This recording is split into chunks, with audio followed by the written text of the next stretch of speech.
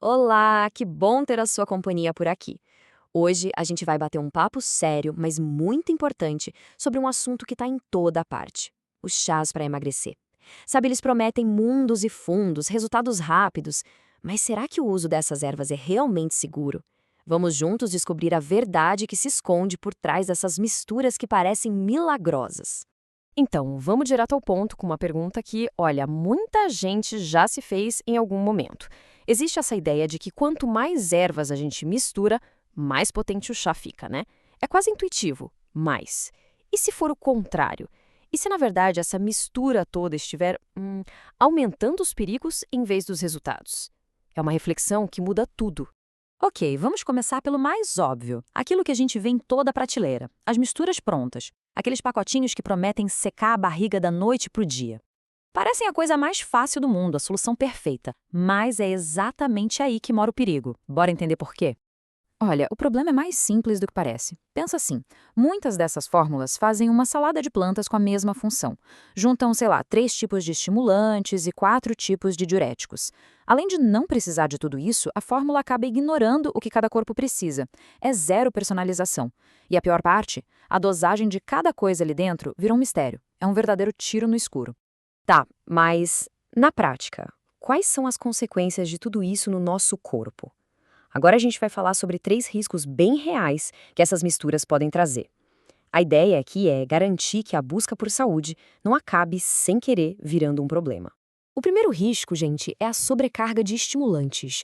Para ficar bem claro, é como misturar café com um energético e tomar tudo de uma vez. É basicamente isso que acontece quando se junta, por exemplo, chá verde e laranja amarga. O corpo recebe uma avalanche de estímulos, o que pode levar à ansiedade, à insônia e, em casos mais sérios, a um aumento perigoso da pressão e até uma taquicardia. O coração fica acelerado, sabe? Vamos para o segundo risco, o excesso de diuréticos. Plantas como a carqueja ou abacaxi são maravilhosas, mas quando a gente combina várias delas sem nenhum controle, o corpo começa a eliminar líquido demais. O resultado que se vê na balança não é emagrecimento de verdade, é desidratação. E com isso vem o cansaço, a fadiga, até queda de pressão. A sensação é de fraqueza e não aquela leveza que a gente tanto busca. E agora, o terceiro risco que é fundamental de entender. Pensa só. A mistura tem um estimulante para dar energia, um calmante para a ansiedade e um digestivo para o inchaço. Tudo junto. Para o nosso corpo, isso é uma confusão total. É como apertar o acelerador e o freio do carro ao mesmo tempo. Ele não sabe qual comando seguir e o resultado? A eficácia de cada planta, vai lá para baixo. Então, acho que chegamos ao ponto central de toda essa conversa. Aquela lógica de que quanto mais melhor, simplesmente não se aplica aqui, de jeito nenhum. O verdadeiro segredo não está na quantidade de ervas, mas sim no controle, no uso inteligente, porque no fim das contas, segurança e resultados andam de mãos dadas. Bom, já entendemos os riscos, né? Então agora vamos virar a página e focar na solução.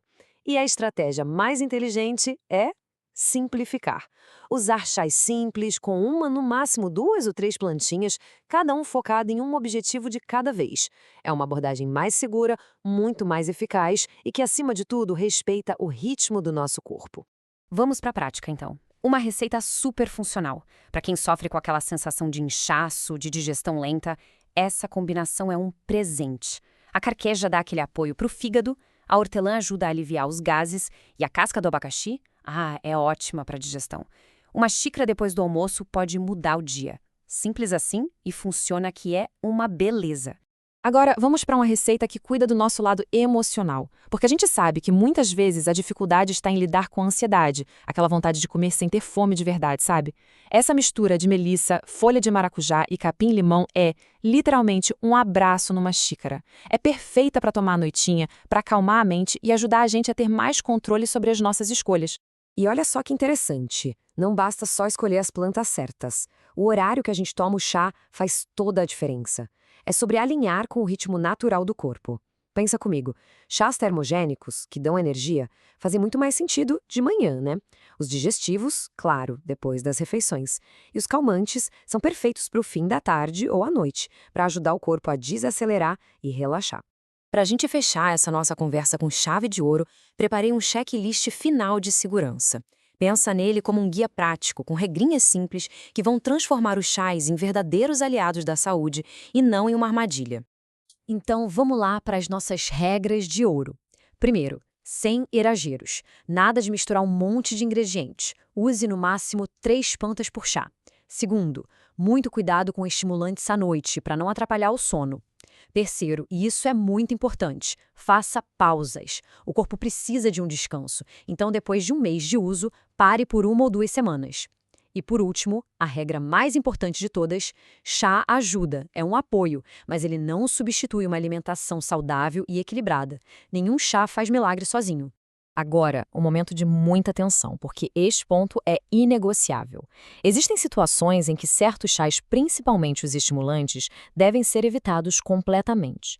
Pessoas com transtornos de ansiedade, com pressão alta, que tomam medicação de uso contínuo como antidepressivos, ou gestantes, não devem consumir esses chás sem uma orientação profissional muito clara. Aqui, a segurança tem que vir em primeiro, segundo e terceiro lugar. E depois de tudo isso que a gente conversou, fica aqui uma reflexão. Que tal, em vez de buscar atalhos que podem ser perigosos, a gente recomeçar essa jornada de um jeito diferente, com mais segurança, com mais autoconsciência e, principalmente, com mais respeito pelo próprio corpo? É um passo de cada vez, sem neura e com muito mais carinho no processo. E se essa nossa conversa fez sentido, se despertou a vontade de aprender a usar o chá de uma forma realmente inteligente e responsável, a equipe do Peso Feliz tem materiais incríveis sobre isso. Vale muito a pena conferir para aprofundar no assunto. Bom, eu agradeço demais a companhia e a gente se encontra na próxima.